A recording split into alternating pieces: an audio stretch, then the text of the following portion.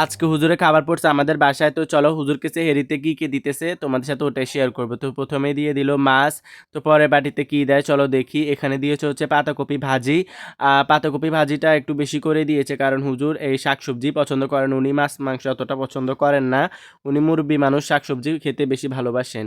তারপরেও আমরা মাছ মাংস দেওয়ার সবসময় চেষ্টা করি। আজকেও মুরগির মাংস রান্না করছি। এর আগে একটা ভিডিও দিছিলাম হুজুরের খাবার নিয়ে, অনেকেই অনেক কমেন্ট করছেন ওখানে।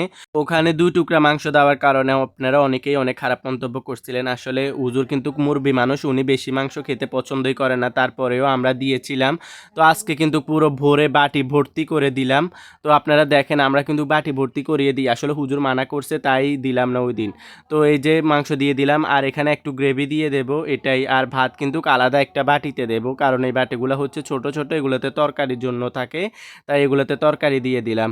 এই তো আমার খাবারটা রেডি হয়ে গেল, এখন প্যাক করে হুজুরকে দিয়ে দেবো। তো ভিডিওটা কেমন লাগলো অবশ্যই বলবা, আর এই ভিডিওটা যদি ভালো লাগে লাইক কমেন্ট শেয়ার করিও। Thank you so much for watching.